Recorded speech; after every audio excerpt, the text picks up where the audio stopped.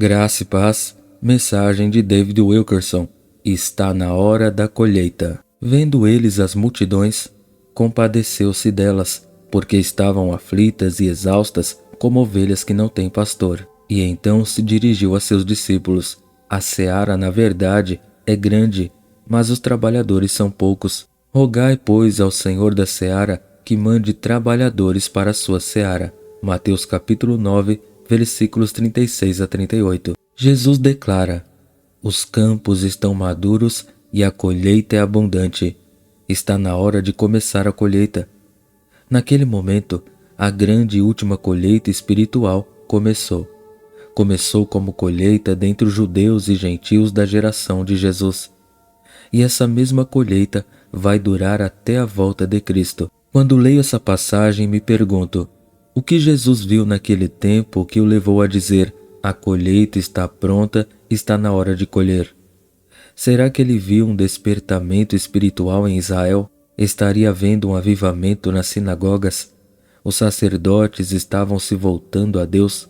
Os escribas e fariseus estariam se vendo convencidos de culpa diante de Deus? Que prova havia de que a colheita estava madura? Os evangelhos não revelam muitas evidências de algum mover espiritual em direção a Deus. Se é que revelam algo, mostram o oposto. Jesus era zombado nas sinagogas.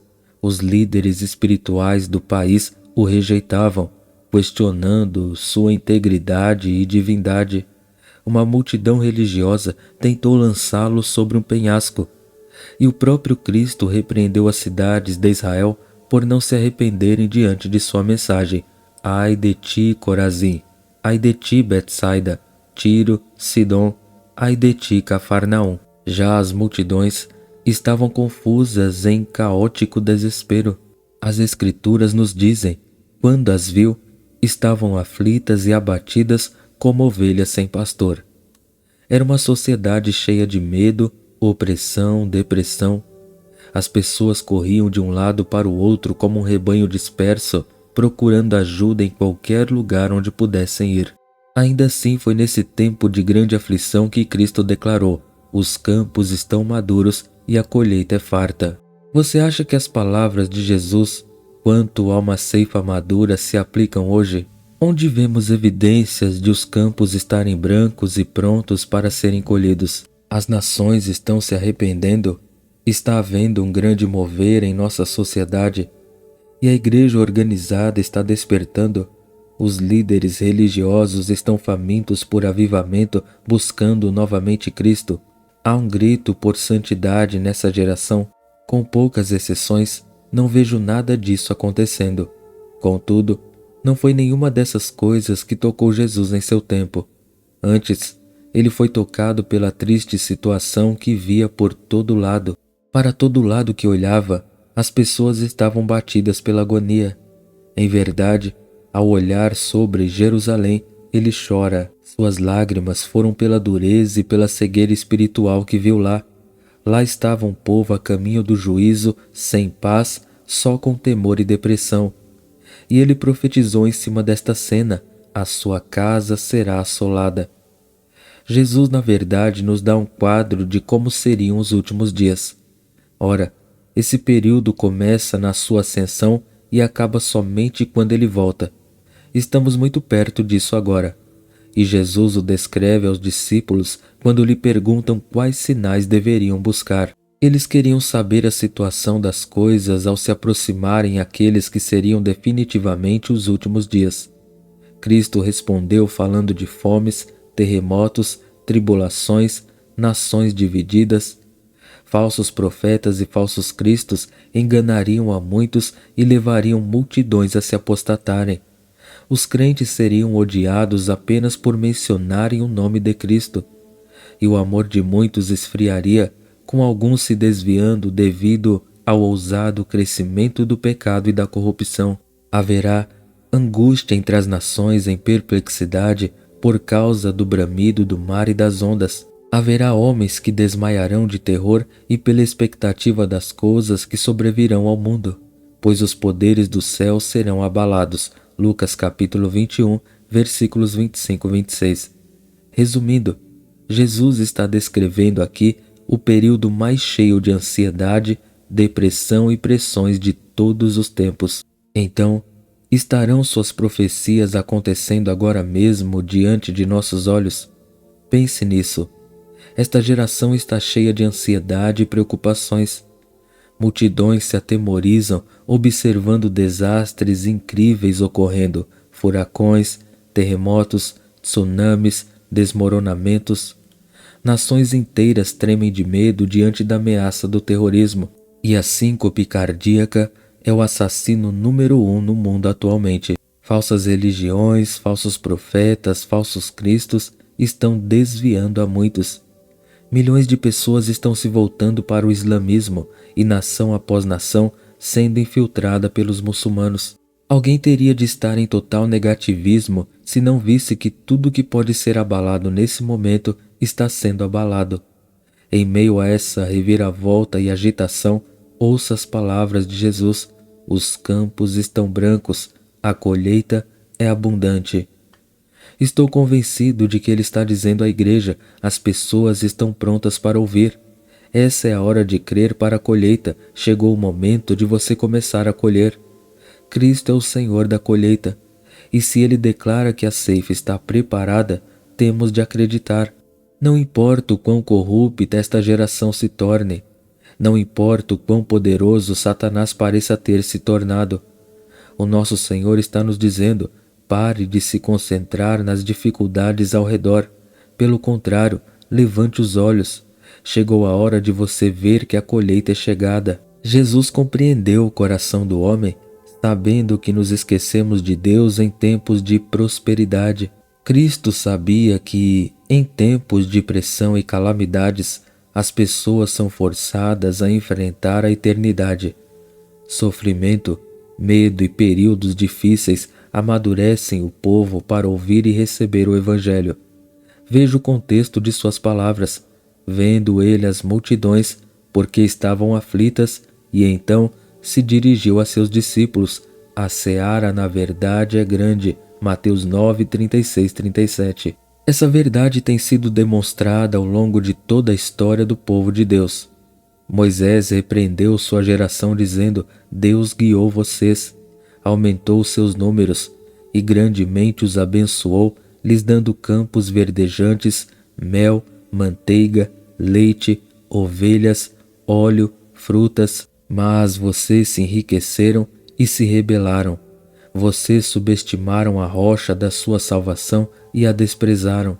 Mas, engordando-se o meu amado, deu coices, engordou-se, abandonou a Deus que o fez, desprezou a rocha da sua salvação.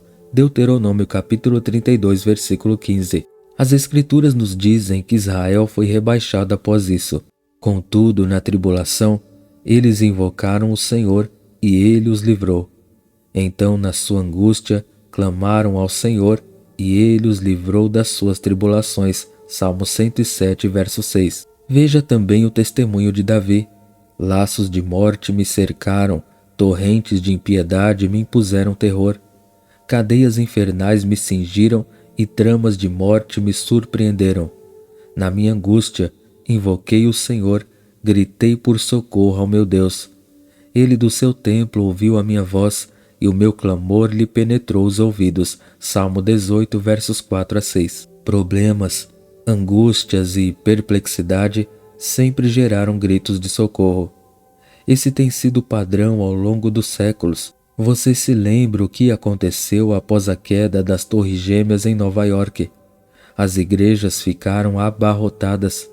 Reuniões de oração foram promovidas no estádio Yankee. Líderes do Congresso se reuniram nos degraus do Capitólio em Washington, orando e cantando Deus salve a América. Por uma temporada, Deus foi o assunto do país. O medo e a pressão fizeram as pessoas pensarem em encontrar a verdade. E isso resume a lei da colheita. Quanto mais negros os dias, mais branca é a colheita. Na Indonésia e no Sri Lanka, muçulmanos radicais tinham se recusado a permitir que qualquer estranho entrasse no território. Mas após a tragédia do tsunami, muitos abriram as portas para obreiros cristãos de apoio. Por quê? porque Deus viu campos que estavam brancos e prontos para a ceifa. O fato é, país algum está fechado para Cristo, e povo algum é inalcançável. Poder religioso algum sobre a terra pode parar a colheita. É por isso que Jesus diz para não temermos, mesmo que os montes caiam no mar. Pense nos cataclismos ocorridos na história mundial recente. Os comunistas na Rússia acharam que tinham livrado seu país de Deus, mas Jesus teria lhes dito: vocês apenas conseguiram ajudar a colheita. Cristo está vivíssimo e operante hoje na Rússia. A China também tentou proibir Deus apenas para amadurecer uma colheita de milhões de crentes. Recentemente, a Ucrânia saiu de mãos corruptas e está sendo dirigida por um homem que fala de Cristo. O jornal New York Times agora chama a Bielorrússia de o país mais dominado por comunistas de toda a terra. Contudo, os cristãos de lá estão orando para que essa nação seja próxima.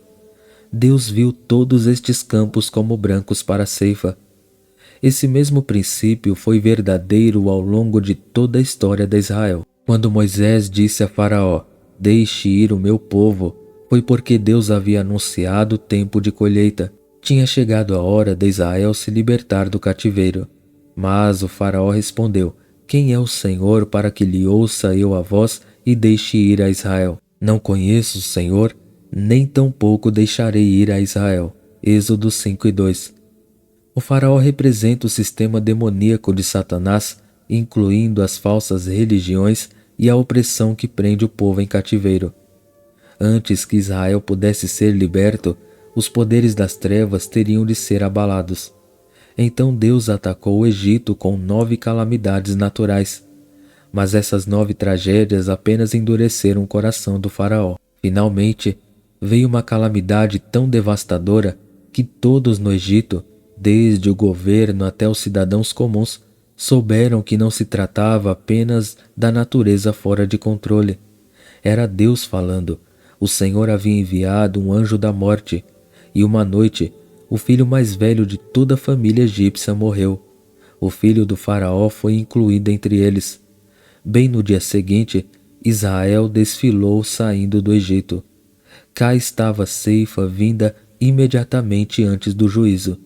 Séculos depois, quando Jesus anunciou a colheita madura em Jerusalém, ele sabia que o juízo estava prestes a vir. Alguns anos após, o general Tito e seu exército invadiriam a cidade e 1.200.000 pessoas seriam mortas. Muitos seriam presos às cruzes e a própria cidade seria queimada. É por isso que Jesus advertiu sua geração: "Vocês dizem que faltam 4 meses para a ceifa, mas lhes digo, a colheita tem de começar agora." Vocês precisam estar na vontade de Deus, pois a maior calamidade está às portas. Eu os estou comissionando para terminarem a minha obra. O tempo de começar a colheita é hoje. Como Jesus descreveu a calamidade que viria? Porque nesse tempo haverá grande tribulação, como desde o princípio do mundo até agora não tem havido, nem haverá jamais. Mateus 24:21. Porém, antes dessa calamidade chegar, haveria a hora da colheita. O conceito de colheita foi básico para o movimento de crescimento da Igreja dos anos 80. Há mais de 2 décadas, os especialistas em crescimento da Igreja começaram a se concentrar em novos métodos para produzir a colheita. Declararam: a Igreja deixou de ser relevante para a sociedade moderna. Está muito tradicional, inatingível e precisa ser atualizada. Temos de nos tornar mais contemporâneos. Não podemos mais nos dar ao luxo de pensar pequeno. Então, os anos 80 foram proclamados como sendo a década da colheita. E a partir daí, nasceu o movimento Sensibilidade com aqueles que procuram das mega-igrejas. Quase da noite para o dia, igrejas enormes começaram a brotar por todo o país. Muitas destas igrejas de repente tinham membros aos milhares ou dezenas de milhares. Algumas construíram dependências lembrando shopping centers, incluindo restaurantes e outras conveniências. O que era chamado de pensar pequeno foi substituído pelo raciocínio corporativo. Os princípios morais das pessoas não deveriam mais ser desafiados. Pelo contrário, a igreja deveria se tornar centrada nas necessidades, ministrando as necessidades das pessoas segundo estas indicavam em pesquisas. Os cultos de adoração incorporaram as tecnologias mais recentes, modernizando a música e oferecendo produções teatrais. Os pastores ilustravam os sermões com clipes dos filmes mais recentes. Alguns destes filmes com restrições a menores de 17 anos, segundo a lei americana. Parecia que a grande colheita estava a caminho, mas a década da colheita provou estar sendo construída sobre o alicerce errado. Um pastor chamado William Chadwick dirigiu uma igreja que teve sucesso com esses princípios, mas com o tempo começou a sentir-se culpado por estar tão concentrado em números. Ele escreveu um livro chamado Stealing Sheep, Roubando Ovelhas, no qual cita estatísticas alarmantes. O aspecto mais notável foi que, em 10 anos, não houve crescimento apreciável entre as igrejas evangélicas. Pelo contrário, as mega-igrejas foram constituídas, em sua maioria, de transferências de igrejas menores. As pessoas iam à busca da nova adoração estimulante e moderna e da programação alimentar para os bebês. Muitos destes que mudaram eram pentecostais. Pior, o movimento das mega-igrejas teve um efeito terrível sobre as igrejas menores. Estas não tinham os recursos para competir com igrejas gigantescas que ofereciam todos os tipos de avanços e rebuscamento com sua programação centrada nas necessidades. Lentamente, o número das igrejas menores foi diminuindo e muitas acabaram fechando as portas. Um recente estudo feito pelo respeitado grupo de pesquisas Barna mostra que a igreja não só está estagnada, como está piorando. Um fato alarmante é que o número de jovens que frequenta a igreja agora é menor do que antes. Simplificando, o movimento de crescimento da igreja acabou indo para trás em vez de para frente. Finalmente, há uma estatística que me assusta mais do que qualquer outra, ou seja, só um número diminuto de cristãos alguma vez ganhou uma alma para Cristo. Isso atualiza as palavras de Jesus de que os trabalhadores são poucos. Em toda a cidade por onde viajo atualmente, os pastores me perguntam como construir uma igreja forte que cresça.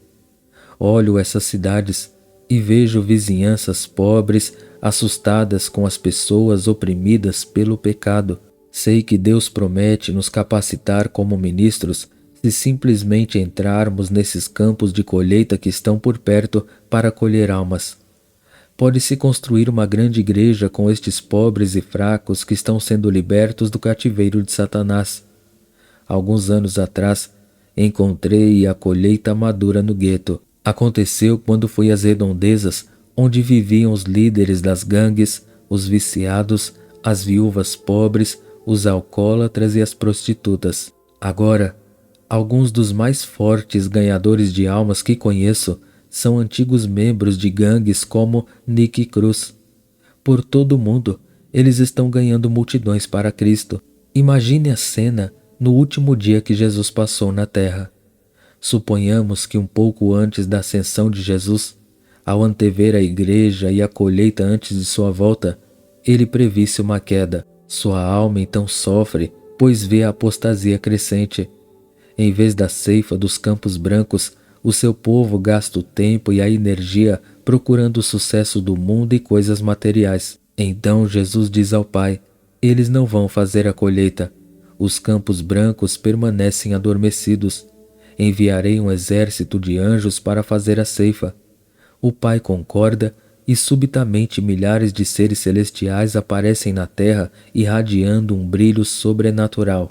A cena seria tremenda. Entes de um outro mundo vestidos de glória, pregando nas igrejas e em público, são vistos sendo entrevistados pelos repórteres dos jornais, do rádio e da TV.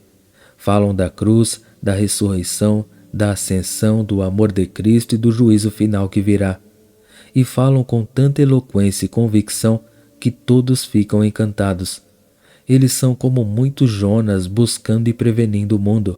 Agora suponha que em pouco tempo, estes mesmos anjos radiantes fiquem cativados pelo mundo que os rodeia. Fiquem ligados em alimentos finos, bens materiais, riqueza e segurança, e logo comecem a aspirar e a se esforçar por sucesso, fama e fortuna. Em pouco tempo, ficam com inveja um do outro, mostrando raiva, orgulho e cobiça. Em outras palavras, ficam iguaizinhos à igreja de hoje. Pergunto, que influência eles teriam no mundo? Como poderiam produzir uma colheita estando tão presos ao mundanismo? O testemunho deles seria tornado nulo e seriam esvaziados de todo o poder espiritual e vagariam desencorajados com medo e dúvidas. Diga, por que alguém haveria de querer o meu evangelho me vendo nesse estado estressado e sem alegria? Por que iriam crer na mensagem de que Jesus é suficiente, o meu tudo, o meu sustentador, se sempre estou temeroso, preocupado e sem paz? Ninguém iria ouvir uma palavra minha. Antes se perguntariam, que diferença produz o teu Cristo? Ele não parece ser um bom médico se você está sempre desse jeito. Amado, o nosso semblante conta. Ouça o que Cristo diz de sua noiva em Cantares. Pomba minha, mostra-me o teu rosto, faze-me ouvir a tua voz, porque a tua voz é doce e o teu rosto amável. Cantares 2,14. Cristo está nos dizendo basicamente, quero ver o teu sorriso. Essa é a descrição da tua fisionomia. Não é necessário fazer suposições quanto ao porquê de não vivenciarmos uma grande colheita de almas. Jesus pôs a coisa de maneira simples. A seara é grande, mas os trabalhadores são poucos. Mas por que há tão poucos trabalhadores? As igrejas agora estão empanturradas de crentes que dizem ser Cristo a razão de suas vidas. Milhões de dólares são gastos na construção de centros de adoração por todo lado. A verdade é, se não somos capazes de colher almas, se as nossas vidas não refletem o poder transformador do Evangelho que pregamos, então já anulamos a nós mesmos como trabalhadores.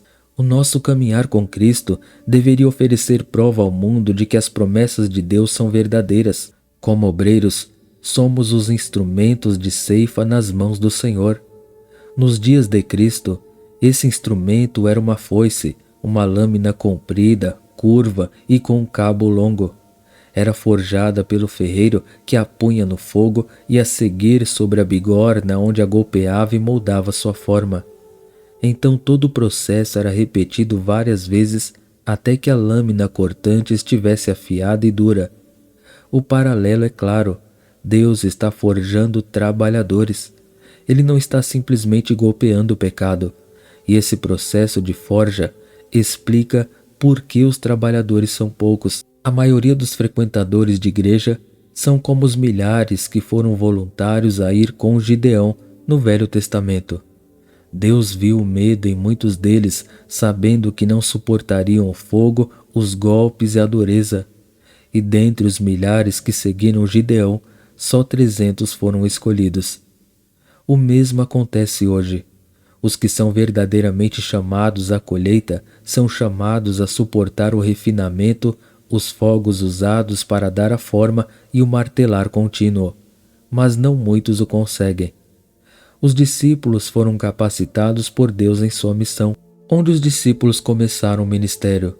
Segundo essa passagem, Jesus os enviou aos oprimidos, aos pobres, aos dobrados sob o pecado e o cativeiro, sob hábitos que controlavam suas vidas. Penso no ministério Desafio Jovem para a recuperação das drogas e do álcool com seus 500 centros pelo mundo. E penso nos números de outros ceifeiros que foram para outros países e têm visto milagres de salvação ao ministrar junto aos mais necessitados, aos mais pobres, às pessoas mais presas ao diabo. Eles estão começando a ceifar exatamente onde Jesus iniciou sua colheita, entre as ovelhas perdidas, entre os cativos, os de coração partido, os prisioneiros, os leprosos, os cegos, os pobres, os que choram, os de coração pesado, os oprimidos, os transtornados. Veja as palavras de Paulo: irmãos, reparai, pois, na vossa vocação, visto que não foram chamados muitos sábios segundo a carne, nem muitos poderosos, nem muitos de nobre nascimento. Pelo contrário, Deus escolheu as coisas loucas do mundo para envergonhar os sábios e escolheu as coisas fracas do mundo para envergonhar os fortes. E Deus escolheu as coisas humildes do mundo e as desprezadas e aquelas que não são, a fim de que ninguém se vanglorie na presença de Deus. 1 Coríntios capítulo 1, versículos 26 a 29. Prezado Santo, Jesus sabia o que iríamos enfrentar nesses últimos dias. Uma geração impregnada de pecado mais do que qualquer outra, estresse e solidão como nunca antes vividos pelo homem, tragédias financeiras, divórcio desenfreado, homossexualismo militante, imoralidade que provocaria rubor até no pior dos pecadores há só 30 anos atrás. É por isso que Cristo busca trabalhadores que tenham se submetido aos fogos e tenham sido forjados. Ele quer um povo que se levante diante do mundo e proclame: Deus está comigo, Satanás não pode me deter. Dê só uma olhada para a minha vida. Passei por um fogo após outro, moído inúmeras vezes. Mas em tudo isso fui mais do que vencedor através de Cristo que vive em mim. O que tenho pregado funcionou para mim. Sou uma prova viva de que Jesus é totalmente suficiente. Amém. Deus abençoe a todos, em nome de Jesus. Inscreva-se no canal, ative o sino de notificações, curta e compartilhe o vídeo. Muito obrigado.